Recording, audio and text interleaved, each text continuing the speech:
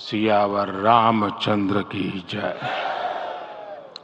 श्रद्धेय मंच, सभी संत एवं ऋषिगण, यहाँ उपस्थित और विश्व के कोने कोने में हम सबसे साथ जुड़े हुए सभी राम भक्त, आप सबको प्रणाम, आप सबको राम राम।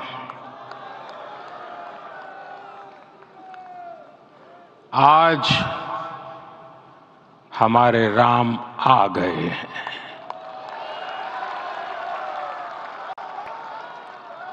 सदियों की प्रतीक्षा के बाद हमारे राम आ गए हैं। सदियों का अभूतपूर्व धैर्य, अनगिनत बलिदान, त्याग और तपस्या के बाद हमारे प्रभु राम आ गए हैं। इस शुभ घड़ी की आप सभी को, समस्त देशवासियों को बहुत बहुत बधाई। मैं अभी गर्भगृह में ईश्वरीय चेतना का साक्षी बनकर आपके सामने उपस्थित हुआ हूं। कितना कुछ कहने को है, लेकिन कंठ अवरुद्ध है। मेरा शरीर अभी भी स्पंदित है, चित्त अभी भी उस पल में लीन है।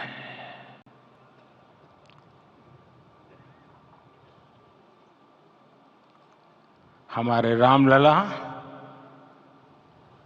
अब टेंट में नहीं रहेंगे।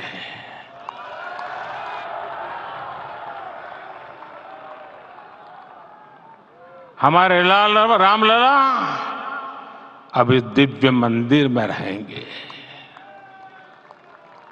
मेरा पक्का विश्वास है, अपार श्रद्धा है कि जो घटित हुआ है, इसकी अनुभूति देश के, विश्व के कोने कोने में राम भक्तों को हो रही होगी। ये क्षण अलौकिक है, ये पल पवित्रतम है। ये माहौल, ये वातावरण, ये ऊर्जा, ये घड़ी प्रभु श्री राम का हम सब पर आशीर्वाद है। 22 जनवरी 2024 का ये सूरज एक अद्भुत आभा लेकर आया है। 22 जनवरी 2024 ये कैलेंडर पर लिखी एक तारीख नहीं, ये एक नए काल चक्र का उद्गम है।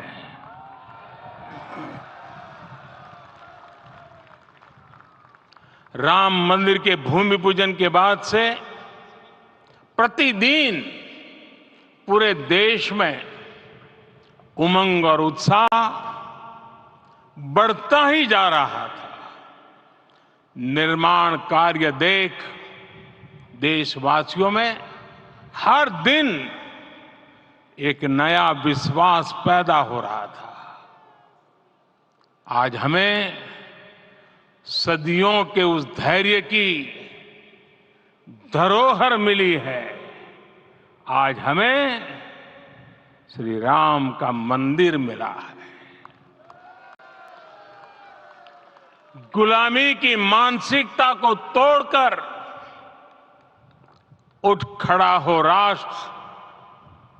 अतीत के हर दंश से हौसला लेता हुआ राष्ट्र ऐसे ही नव इतिहास का सृजन करता है। आज से 1000 साल बाद भी लोग आज की इस तारीख की, आज के इस पल की चर्चा करेंगे। और ये कितनी बड़ी राम कृपा है कि हम सब इस पल को जी रहे हैं, इसे साक्षात घटित होते देख रहे हैं। आज दिन, दिशाएं, दिगंत सब दिव्यता से परिपूर्ण है। ये समय सामान्य समय नहीं है। ये काल के चक्र पर सर्वकालिक शाही से अंकित हो रही अमिट स्मृति रेखाएं हैं। साथियों, हम सब जानते हैं कि जहां राम का काम होता है, वहां पवन पुत्र हनुमान अवश्य विराजमान होते हैं। इसलिए मैं राम भक्त हनुमान और हनुमान गढ़ी को भी प्रणाम करता हूं। मैं माता जानकी, लक्ष्मण जी, भरत, शत्रुघ्न सबको नमन करता हूं। मैं पावन अयोध्यापुरी और पावन सरयू को भी प्रणाम करता हूं। मैं इस पल दैवीय अनुभव कर रहा हूं कि जिनके आशीर्वाद से ये महान कार्य पूरा हुआ है। वे दिव्य आत्माएं, वे दैवीय विभूतियां भी इस समय हमारे आसपास उपस्थित है। मैं इन सभी दिव्य चेतनाओं को भी कृतज्ञता पूर्वक नमन करता हूं। मैं आज प्रभु श्री राम से क्षमा याचना भी करता हूं। हमारे पुरुषार्थ, हमारे त्याग, तपस्या में कुछ तो कमी रह गई होगी कि हम इतनी सदियों तक ये कार्य कर नहीं पाए। आज वो कमी पूरी हुई है।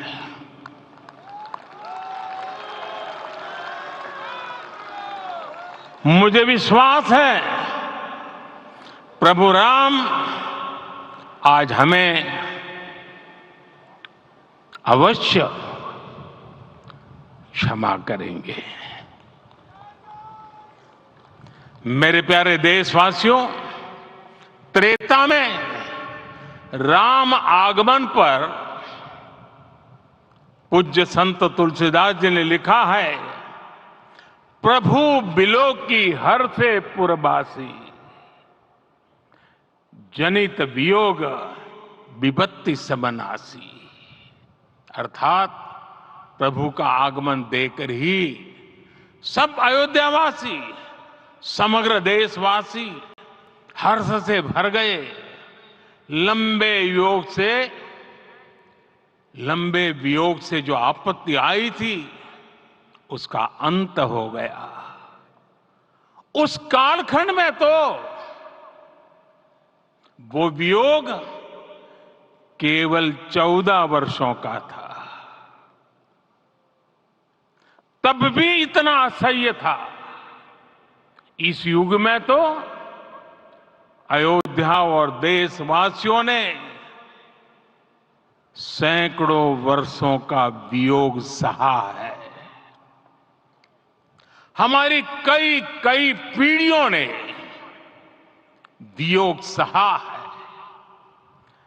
भारत के तो संविधान में उसकी पहली प्रति में भगवान राम विराजमान है। संविधान के अस्तित्व में आने के बाद भी दशकों तक प्रभु श्री राम के अस्तित्व को लेकर कानूनी लड़ाई चली। मैं आभार व्यक्त करूंगा भारत की न्यायपालिका का, जिसने न्याय की लाज रख ली।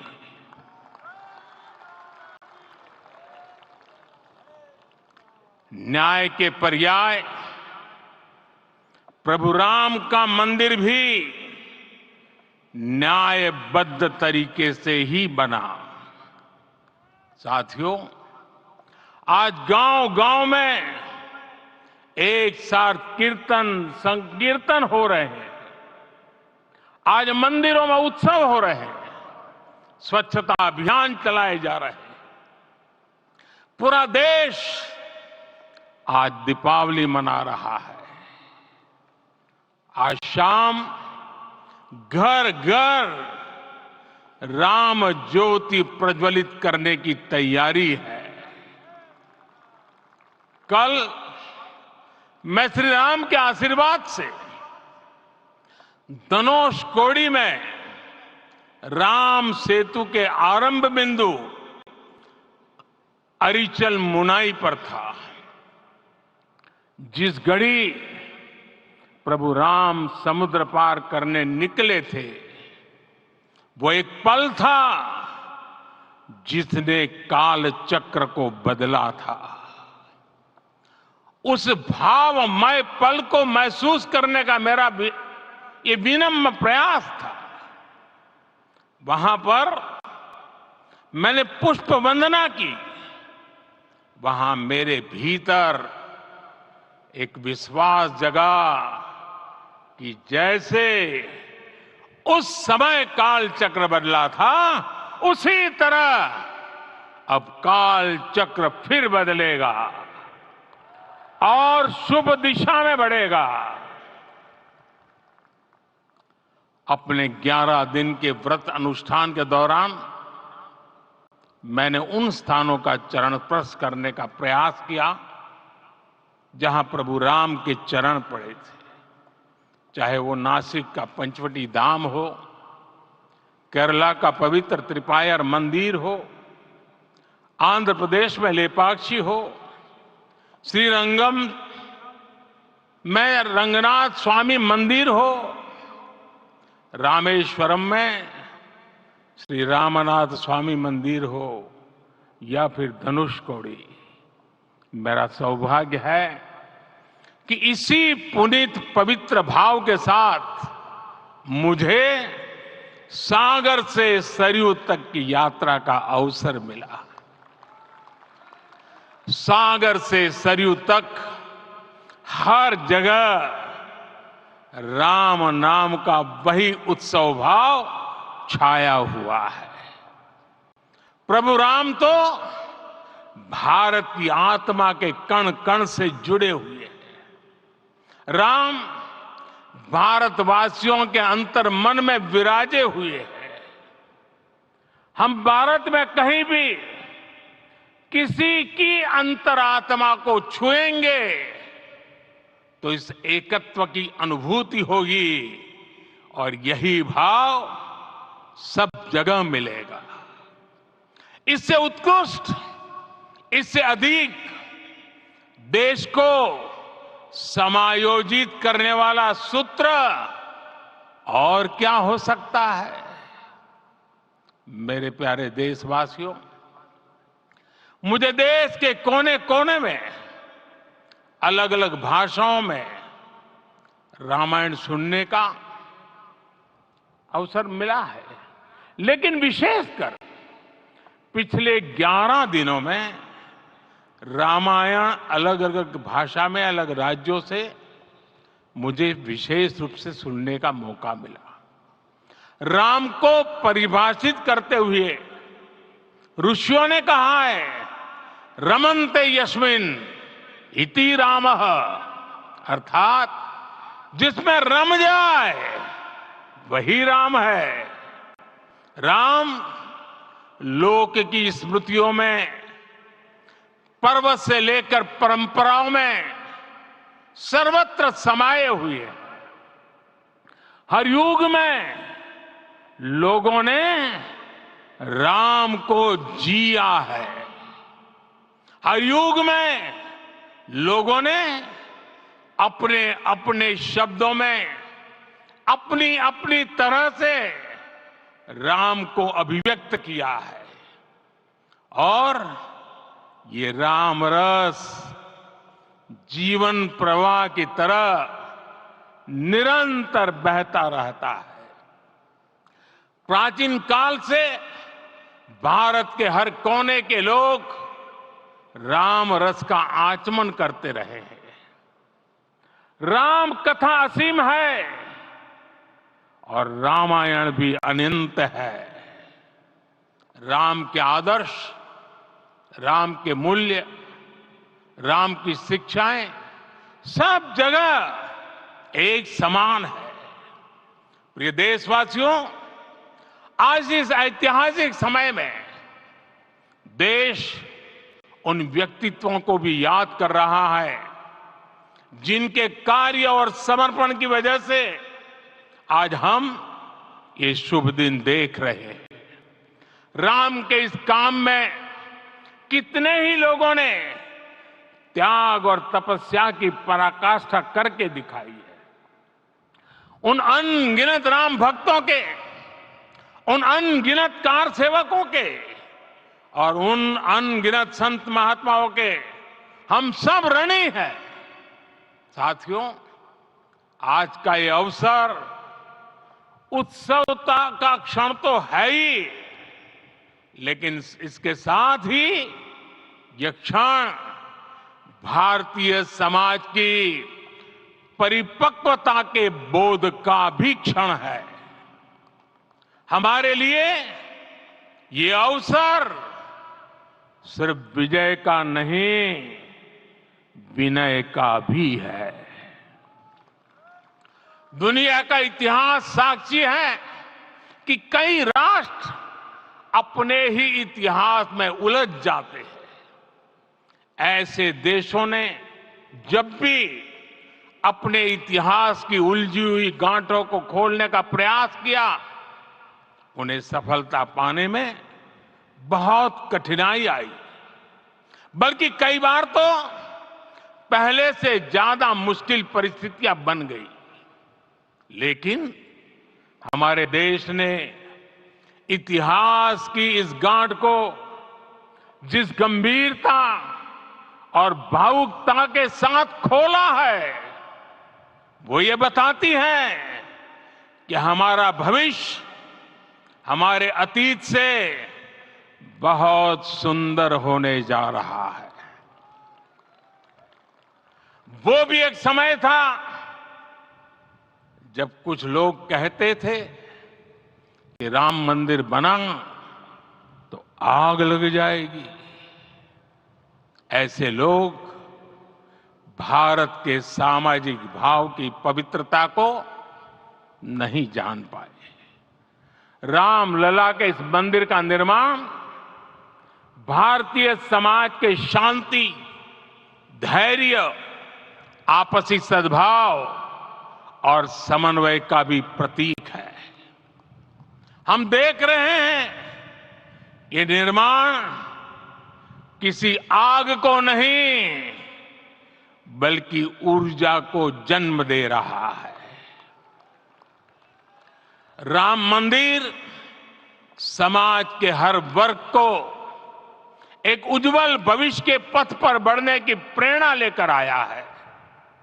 मैं आज उन लोगों से आह्वान करूंगा, आइए आप महसूस कीजिए, अपनी सोच पर पुनर्विचार कीजिए। राम आग नहीं है, राम ऊर्जा है। राम विवाद नहीं, राम समाधान है। राम सिर्फ हमारे नहीं है, राम तो सबके हैं। राम वर्तमान नहीं, सिर्फ वर्तमान ही नहीं, राम अनंत काल है। साथियों, आज जिस तरह राम मंदिर प्राण प्रतिष्ठा के इस आयोजन से पूरा विश्व जुड़ा हुआ है, उसमें राम की सर्वव्यापकता के दर्शन हो रहे हैं। जैसा उत्सव भारत में है, वैसा ही अनेक देशों में है। आज अयोध्या का यह उत्सव रामायण की उन वैश्विक परंपराओं का भी उत्सव बना है। रामलला की ये प्रतिष्ठा वसुधैव कुटुंबकम के विचार की भी प्रतिष्ठा है। साथियों, आज अयोध्या में केवल श्री राम के विग्रह रूप की प्राण प्रतिष्ठा नहीं हुई है, ये श्री राम के रूप में साक्षात भारतीय संस्कृति के प्रति अटूट विश्वास की भी प्राण प्रतिष्ठा है। ये साक्षात मानवीय मूल्यों और सर्वोच्च आदर्शों की भी प्राण प्रतिष्ठा है। इन मूल्यों की, इन आदर्शों की आवश्यकता आज संपूर्ण विश्व को है। सर्वे भवन्तु सुखिनः, ये संकल्प हम सदियों से दोहराते आए हैं। आज उसी संकल्प को राम मंदिर के रूप में साक्षात आकार मिला है। ये मंदिर मात्र एक देव मंदिर नहीं है, ये भारत की दृष्टि का, भारत के दर्शन का, भारत के दिग्दर्शन का मंदिर है। ये राम के रूप में राष्ट्र चेतना का मंदिर है। राम भारत की आस्था है, राम भारत का आधार है, राम भारत का विचार है, राम भारत का विधान है, राम भारत की चेतना है, राम भारत का चिंतन है, राम भारत की प्रतिष्ठा है, राम भारत का प्रताप है, राम प्रवाह है, राम प्रभाव है, राम नेति भी है, राम नीति भी है, राम नित्यता भी है, राम निरंतरता भी है, राम विभु है, विशद है, राम व्यापक है, विश्व है, विश्वात्मा है। और इसलिए जब राम की प्रतिष्ठा होती है तो उसका प्रभाव वर्षों या शताब्दियों तक ही नहीं होता, उसका प्रभाव हजारों वर्षों के लिए होता है। महर्षि वाल्मीकि ने कहा है, राज्यम 10 सहस्त्राणि प्राप्य वर्षाणि राघव, अर्थात राम 10,000 वर्षों के लिए राज्य पर प्रतिष्ठित हुए, यानी हजारों वर्षों के लिए राम राज्य स्थापित हुआ। जब त्रेता में राम आए थे तब हजारों वर्षों के लिए राम राज्य की स्थापना हुई थी। हजारों वर्षों तक राम विश्व पथ प्रदर्शन करते रहे थे। और इसलिए मेरे प्यारे देशवासियों, आज अयोध्या भूमि हम सभी से, प्रत्येक राम भक्त से, प्रत्येक भारतीय से कुछ सवाल कर रही है। श्री राम का भव्य मंदिर तो बन गया, अब आगे क्या? सदियों का इंतजार तो खत्म हो गया, अब आगे क्या? आज के इस अवसर पर जो दैवीय आत्माएं हमें आशीर्वाद देने के लिए उपस्थित हुई हैं, हमें देख रही हैं, उन्हें क्या हम ऐसे ही विदा करेंगे? नहीं, कदापि नहीं।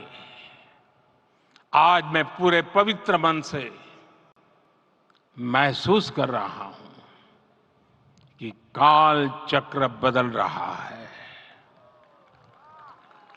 ये सुखद संयोग है कि हमारी पीढ़ी को एक कालजयी पथ के शिल्पकार के रूप में चुना गया है। 1000 वर्ष बाद की पीढ़ी राष्ट्र निर्माण के हमारे आज के कार्यों को याद करेगी। इसलिए मैं कहता हूं, यही समय है, सही समय है। हमें आज से, इस पवित्र समय से अगले 1000 साल के भारत की नींव रखनी है। मंदिर निर्माण से आगे बढ़कर अब हमें सभी देशवासी यहीं इस पल से समर्थ, सक्षम, भव्य, दिव्य भारत के निर्माण की सौगंध लेते हैं।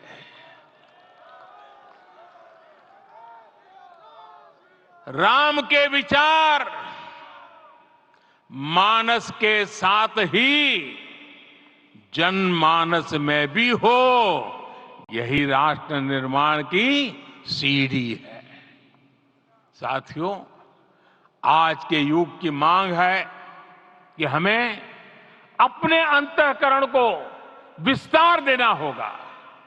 हमारी चेतना का विस्तार देव से देश तक, राम से राष्ट्र तक होना चाहिए। हनुमान जी की भक्ति, हनुमान जी की सेवा, हनुमान जी का समर्पण, ये ऐसे गुण हैं जिन्हें हमें बाहर नहीं खोजना पड़ता। प्रत्येक भारतीय में भक्ति, सेवा और समर्पण के भाव समर्थ, सक्षम, भव्य, दिव्य भारत का आधार बनेंगे। और यही तो है देव से देश और राम से राष्ट्र की चेतना का विस्तार। दूर सुदूर जंगल में, कुटिया में जीवन गुजारने वाली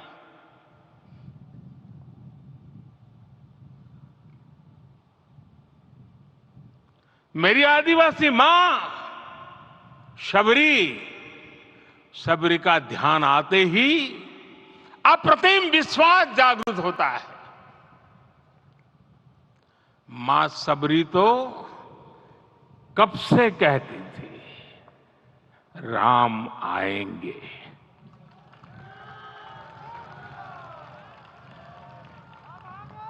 प्रत्येक भारतीय में जन्मा यही विश्वास समर्थ, सक्षम, भव्य भारत का आधार बनेगा। और यही तो है देव से देश और राम से राष्ट्र की चेतना का विस्तार।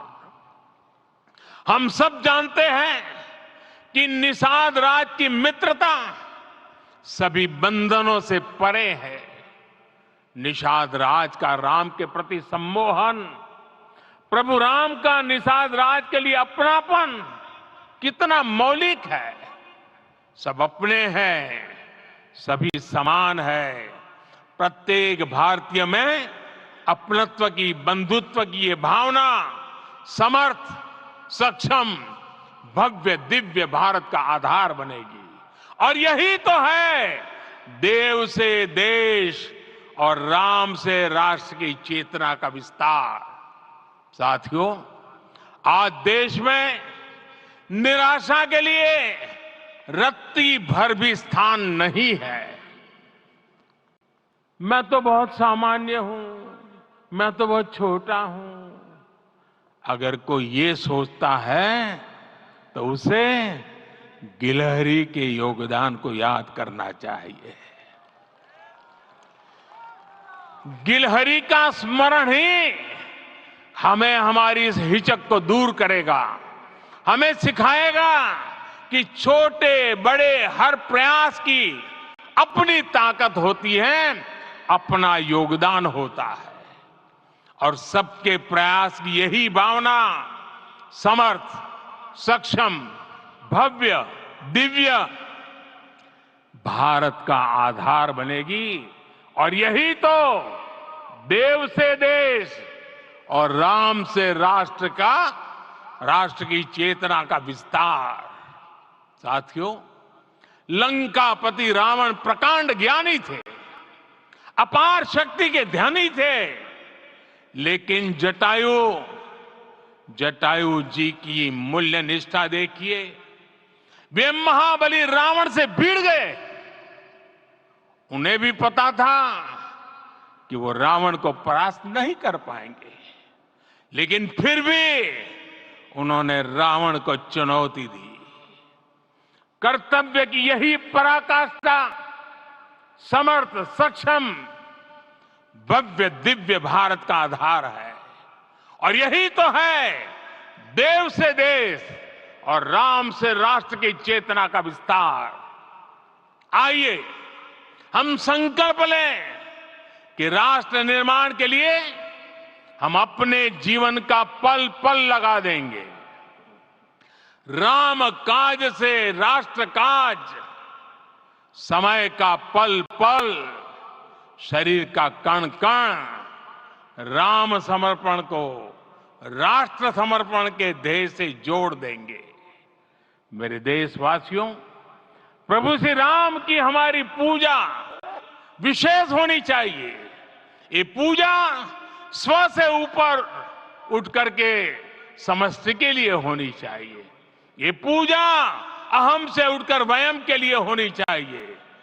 प्रभु को जो भोग चढ़ेगा वो विकसित भारत के लिए हमारे परिश्रम की पराकाष्ठा का प्रसाद भी होगा।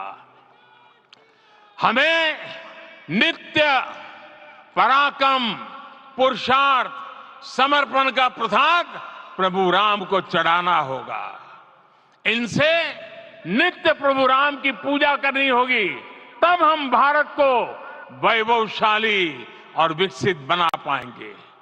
मेरे प्यारे देशवासियों, ये भारत के विकास का अमृत काल है। आज भारत युवा शक्ति की पूंजी से भरा हुआ है, ऊर्जा से भरा हुआ है। ऐसी सकारात्मक परिस्थितियां फिर न जाने कितने समय बाद बनेगी। हमें अब चूकना नहीं है, हमें अब बैठना नहीं है। मैं अपने देश के युवाओं से कहूंगा, आपके सामने हजारों वर्ष की परंपरा की प्रेरणा है। आप भारत की उस पीढ़ी का प्रतिनिधित्व करते हैं जो चांद पर तिरंगा लहरा रही है। वो 15 लाख किलोमीटर की यात्रा करके सूर्य के पास जाकर मिशन आदित्य को सफल बना रही है। जो आसमान में तेजस और सागर में विक्रांत का परचम लहरा रही है। अपनी विरासत पर गर्व करते हुए आपको भारत का नव प्रभात लिखना है। परंपरा की पवित्रता और आधुनिकता की अनंतता दोनों ही पथ पर चलते हुए भारत समृद्धि के लक्ष्य तक पहुंचेगा। मेरे साथियों, आने वाला समय अब सफलता का है। आने वाला समय अब सिद्धि का है। ये भव्य राम मंदिर साक्षी बनेगा भारत के उत्कर्ष का, भारत के उदय का। ये भव्य राम मंदिर साक्षी बनेगा भव्य भारत के अभ्युदय का, विकसित भारत का। ये मंदिर सिखाता है कि अगर लक्ष्य सत्य प्रमाणित हो, अगर लक्ष्य सामूहिकता और संगठित शक्ति से जन्मा हो, तब उस लक्ष्य को प्राप्त करना असंभव नहीं है। ये भारत का समय है और भारत अब आगे बढ़ने वाला है। शताब्दियों की प्रतीक्षा के बाद हम यहां पहुंचे हैं। हम सब ने इस युग का इस कालखंड का इंतजार किया है। अब हम रुकेंगे नहीं, हम विकास की ऊंचाई पर जाकर ही रहेंगे। इसी भाव के साथ रामलला के चरणों में प्रणाम करते हुए आप सभी को बहुत बहुत शुभकामनाएं। सभी संतों के चरणों में मेरे प्रणाम। सियावर रामचंद्र की, सियावर रामचंद्र की, सियावर रामचंद्र की।